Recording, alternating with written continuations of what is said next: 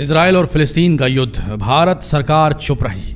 31 मासूम बच्चों की गई जान, भारत सरकार फिर भी चुप रही। एक भारतीय ने इन दोनों देशों के युद्ध में अपनी जान गंवा दी, लेकिन उसके बाद भी भारत सरकार चुप रही। लेकिन अब भारत ने दबे शब्दों में सही, लेकिन एक देश को चुना है अपना समर्थन देते हुए। आखिर भारत ने संयुक्त राष्ट्र की बैठक में खुलकर एक देश को थोड़ा सा सपोर्ट तो किया है, जो सबसे हैरान कर देने वाली बात है। संयुक्त राष्ट्र की बैठक में भारत सरकार ने खुलकर फिलिस्तीन का सपोर्ट किया है, और ये बात इजराइल के लिए एक बहुत बड़ा झटका देने वाली थी, क्योंकि भारत के प्रधानमंत्री नरेंद्र मोदी और इजराइल के प्रधानमंत्री बेंजामिन नेतन्याहू में गहरी दोस्ती थी, और ऐसा लग रहा था कि भारत इजराइल का सपोर्ट करेगा। लेकिन भारत ने फिलिस्तीन को दबे शब्दों में सपोर्ट कर दिया है।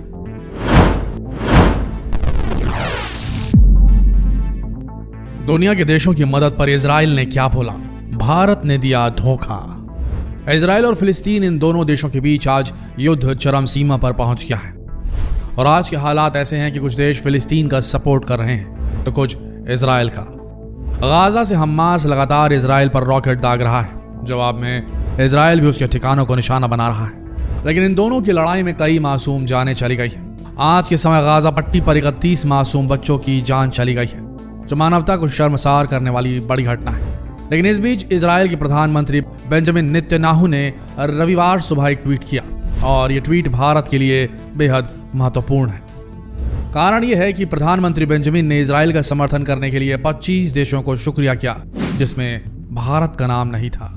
इस सूची में America, Australia, Austria, Brazil, Canada, Colombia, Georgia, Germany जैसे देश शामिल हैं। इतना ही नहीं, अमेरिका ने इजराइल का वन साइडेड सपोर्ट किया। अमेरिका का कहना है कि इजराइल अपने आप को डिफेंड करने के लिए जो भी कदम उठा रहा है वो बिल्कुल सही है, और इसी वजह से आज इजराइल अमेरिका के साथ साथ 25 देशों को खुलकर धन्यवाद दे रहा है। लेकिन बेंजामिन नेतन्याहू ने उनकी इस लिस्ट में भारत का नाम कहीं पर भी नहीं लिया है, जो सबसे ज्यादा हैरानी की बात है, क्योंकि इजराइल के प्रधानमंत्री और भारत के प्रधानमंत्री एक दूसरे को अपना सबसे गहरा दोस्त मानते हैं, और इसके बाद भी ट्वीट में भारत का कहीं पर भी जिक्र नहीं है, क्योंकि भारत ना ही इजराइल का सपोर्ट कर रहा है और ना ही फिलिस्तीन का। और इसके पीछे भी बहुत बड़ा कारण है।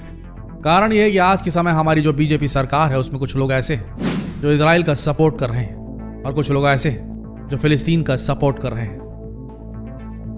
इसके साथ साथ इजराइल और फिलिस्तीन को लेकर भारत ही दो टुकड़ों में बंट चुका है।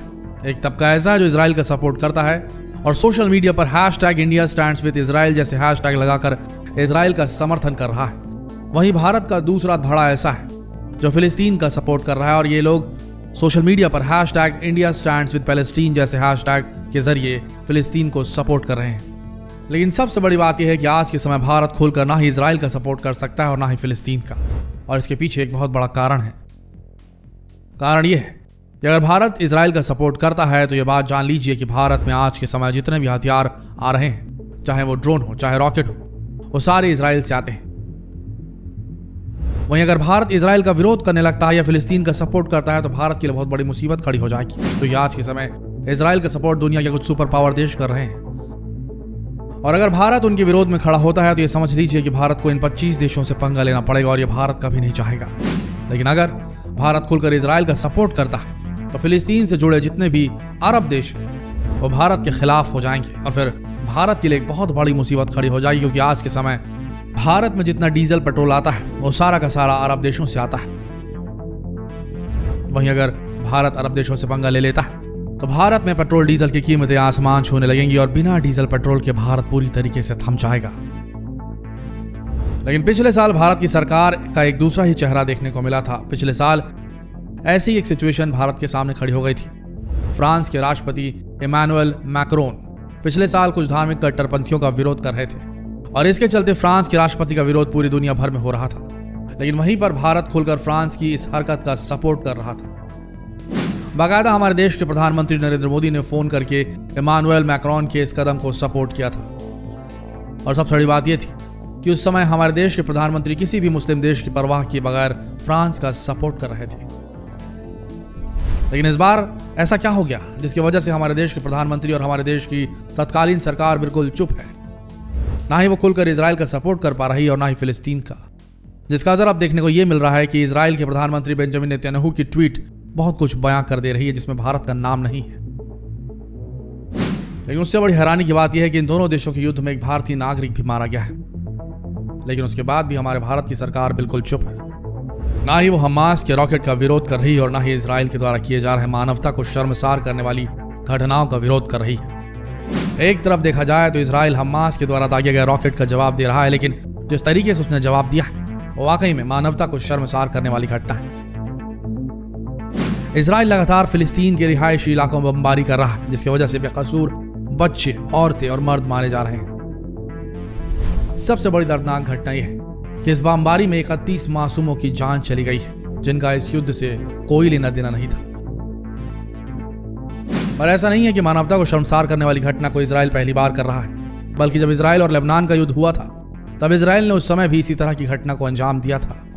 उस वक्त भी इजराइल ने लेबनान शहर के रिहायशी इलाकों पर लगातार बमबारी की थी, जिसमें कई मासूम लोगों की जान चली गई थी। उसने ये भी नहीं देखा था कि वो बम जो फेंक रहा है वो गिर कहाँ रहा है। इतिहास की सबसे बड़ी मानवता को शर्मसार करने वाली घटना थी। लेकिन आज के समय भारत एक भारतीय नागरिक की मौत के बाद भी चुप है। ये आने वाला समय में भारत के लिए बहुत बड़ी मुसीबत पैदा कर सकता है।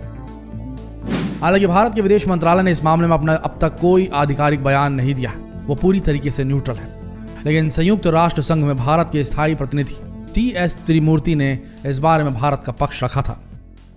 त्रिमूर्ति ने 11 मई को संयुक्त राष्ट्र सुरक्षा परिषद की बैठक में कहा था, दोनों पक्षों को जमीन पर यथास्थिति बदलने से बचना चाहिए। अगले दिन बैठक में त्रिमूर्ति ने कहा कि भारत इस हिंसा और गाजा से हो रहे रॉकेट हमलों दोनों की निंदा करता है। उन्होंने दोनों देशों से हिंसा को जल्द खत्म करने की अपील भी की थी। सबसे बड़ी बात यह है कि इन दोनों देशों की लड़ाई में सबसे ज्यादा मासूम लोगों की जान जा रही है। कई मासूम बच्चे मारे जा चुके हैं, कई हजारों घायल हो चुके हैं, और ये वो लोग हैं जिनका इस लड़ाई से कोई लेना देना नहीं है। लेकिन उसके बाद भी ये खूनी जंग जारी है और ये कब तक चलेगी इस पर कुछ भी नहीं कहा जा सकता। आप किसकी तरफ है, फिलिस्तीन, इजराइल या फिर अमन की तरफ है? क्या आप पीस की तरफ है या युद्ध की तरफ है? कमेंट सेक्शन में जरूर लिखें और जितना हो सके इस वीडियो को शेयर करें फेसबुक पर, व्हाट्सएप पर, यूट्यूब पर। तो मिलते हैं अगले दिलचस्प वीडियो में, तब तक के लिए आप सबका धन्यवाद।